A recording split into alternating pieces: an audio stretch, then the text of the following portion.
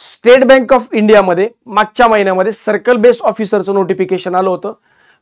ज्या उमेदवारांना public sector bank, private sector bank किंवा ग्रामीण बँकांमध्ये 2 वर्षांचा अनुभव आहे असे लोक यासाठी एलिजिबल होते. ऑनलाईन ऍप्लिकेशन फॉर्म भरण्याची जी लिंक आहे ती आता एक्सपायर झाली, कारण लास्ट डेट ऑफ ऍप्लिकेशन जी आता संपली आहे. एक्झाम नेमकी कधी होईल या बाबतीमध्ये नोटिफिकेशन मध्ये सांगितलं होतं की एक्झाम जी आहे ही टेंटेटिव्हली जुलैमध्ये होऊ शकते. तर नेमकी एक्झाम डेट जी आहे ही काय असू शकते, तर या एक्झामची जी डेट आहे ही टेंटेटिव्हली आमच्या अनुभवानुसार 20 जुलै असण्याची दाट शक्यता आहे. 20 जुलैला ही एक्झाम जी आहे ही होणं अपेक्षित आहे. जे उमेदवार या परीक्षांची तयारी करताय त्यांच्यासाठी जो एक्झाम पॅटर्न आहे तो अशा पद्धतीने इंग्लिश, त्यानंतर जनरल जनरल अवेअरनेस आणि बँकिंग. जनरल अवेअरनेस आणि बँकिंग हे 2 वेगवेगळे सब्जेक्ट आहे. इंग्लिश हा एक वेगळा सब्जेक्ट आहे आणि कम्प्युटर आहे.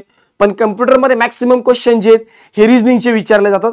तर आपल्या सारथी एज्युकेशनच्या माध्यमातून आपण यासाठी एक नवीन बॅच जी आहे ही सुरू केली होती, जनरल अवेअरनेसची बॅच स्पेशल, ज्याच्यामध्ये जनरल अवेअरनेसचे लेक्चर आणि बँकिंग अवेअरनेसचे लेक्चर तुम्हाला बघायला मिळतील.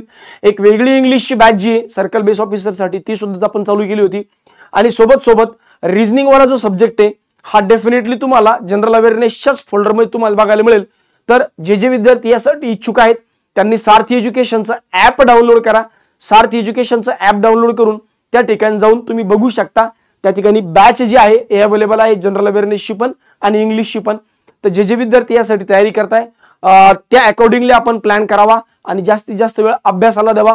थोडे दिवस जॉब स्विच करून किंवा जॉब मधून सुट्ट्या घेऊन जरी तुम्ही अभ्यास केला तर मला असं वाटतं हे फायद्याचं आहे. कारण एक जम्बो रिक्रुटमेंट जी आहे ही यावर्षी महाराष्ट्रासाठी सर्कल बेस ऑफिसरच्या माध्यमातून SBI घेते. तर या परीक्षेसाठी आणि अभ्यासासाठी तुम्हाला शुभेच्छा. धन्यवाद.